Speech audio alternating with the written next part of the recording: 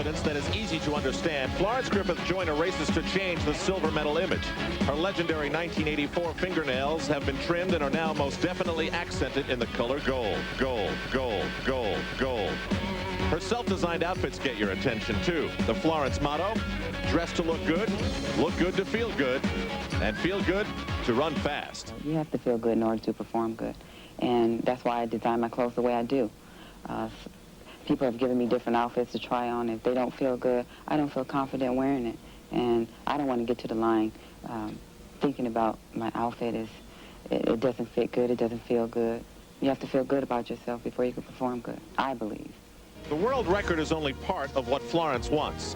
She knows the target date and thinks she and the team are very ready. A lot of the Americans didn't compete that much over in Europe prior to coming to the trials, so we haven't overrun ourselves this year. A lot of people are saying that the East Germans, everybody's going to be ready, but the Americans.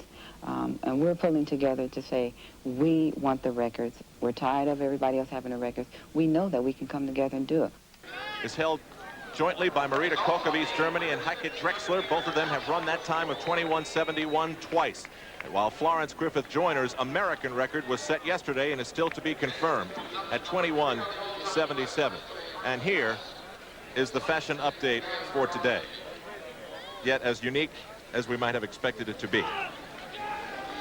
Has lace ever been carried to a world record? Has lace ever been carried to a world record? Has lace ever been carried to a world record?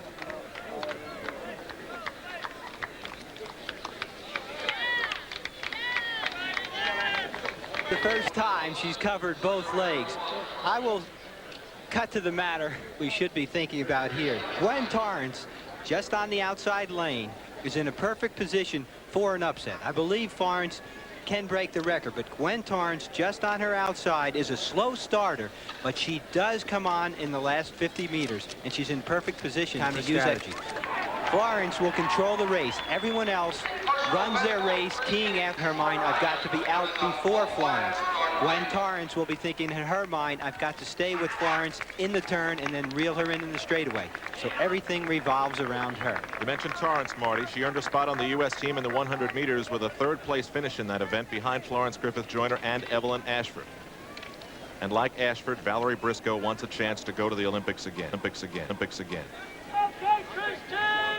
She's changed her nails from the opening rounds to now, but they're still trimmed in gold, trimmed in gold, trimmed in gold, trimmed in gold.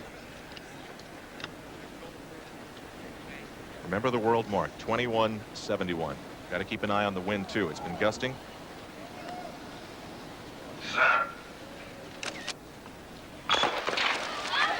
And off the start, it looks as though Florence Griffith Joyner is off to a very good start.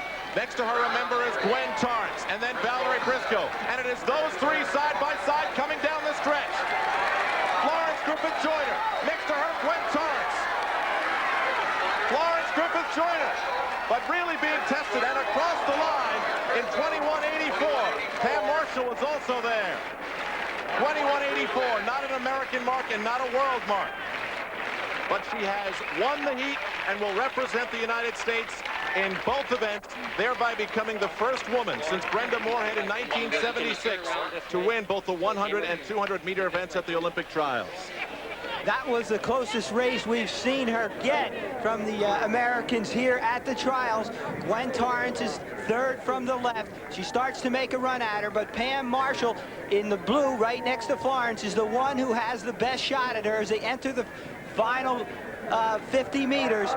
Florence just concentrating on keeping her arms. She's very strong in the upper body this year. After 8 races, she doesn't have quite the snap she had at the 100 meters, but going through tough competition like this, it's like no other meet in the world. She'll go into the Olympics with an edge on sprinters from any other country. Once again, you see Gwen Torrence really pumping the arms. She watched Florence get that bit of a lead on the straightaway. She tried to move on her in the middle of the race. Actually, Gwen had a little problem there, almost went out of her lane. Pam Marshall, who was a sprint sensation last year, making a good run at her, but once again, Florence, the victor of both the 100 and the 200 meters.